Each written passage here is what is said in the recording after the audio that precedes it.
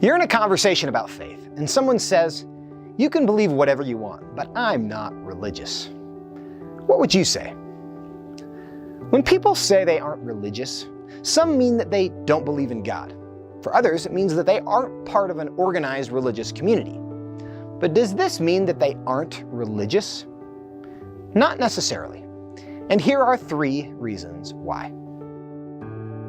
First, religion is more than a belief in God or spirituality.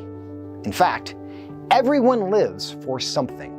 While religion can be defined as the belief in and worship of a superhuman controlling power, it is also defined as a pursuit or interest to which someone ascribes supreme importance. Some people live for God. Others live for pleasure, career, family, money, their country, the planet, or meaningful experiences. That means that every life is a lived expression of beliefs and goals. Also, everyone has a moral framework and a sense of right and wrong that influences how we live, how we treat others, and how we expect others to behave. Though our beliefs may be different, they affect us in similar ways. Which leads to the second point. Everyone has sources of authority and convictions that are effectively religious. Everyone has a source of authority, written or unwritten, spoken or unspoken, that they live from. While Christians, Jews, and Muslims have scriptures they consider holy, Hindus embrace other writings they consider sacred. Even many atheists look to books like the Humanist Manifesto or the God Delusion to inform their lives and thinking. Others look to science, and still others see themselves as the highest authority, trusting their intuition, common sense, or inner voice. In the same way, most people revere teachers or gurus as well. Maybe it's Jesus, Moses, the Buddha, Muhammad, or Confucius, or maybe it's free thinkers like Sam Harris, Richard Dawkins, or Charles Darwin. From these sources of authority, people develop convictions of how things should be. Christians and Jews have the 10 Commandments, but others have their own list of things that shouldn't be done. Everyone has beliefs about what's wrong with the world. Christians call it sin, while others attribute the problem in the world to things like inequality, discrimination, or maybe using the wrong pronouns. In the same way, we all have ideas about what's good as well. Christian virtues include love, sacrifice, chastity, honesty, and courage.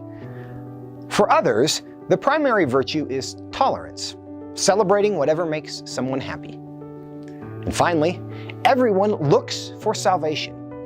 Though not everyone would use that word, everyone wants the wrongs to be made right, to find meaning, hope, and purpose in life. Some find that in Jesus. Others find it in things like politics, fitness, or professional development. In other words, everyone shapes their life around what they believe is most important. Which leads to the third point. Everyone has faith. Theists can't convince everyone that God exists, and atheists can't prove that matter is all there is.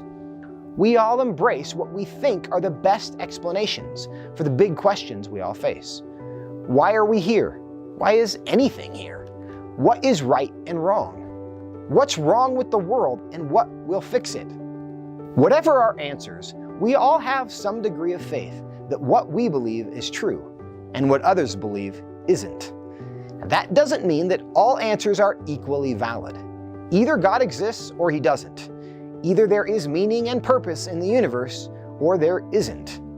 But Christians, Muslims, Jews, atheists, agnostics, secularists, materialists all have some things in common. We all put our faith somewhere, and that will determine the course of our lives for all of us. So in a sense, we're all religious. The more interesting question is, who is right? So next time someone says, "I'm not religious," remember these 3 things. Religion is more than believing in God or something spiritual. You may not live for God, but something gets your devotion. Everyone holds to sources of authority and convictions that are effectively religious. You may not attend church, but something fills the role of Scripture, teachers, commands, sin, virtue, and salvation. Everyone has faith. The most important questions in life can't be proven by science, but they're still important questions. For What Would You Say? I'm Joseph Backholm.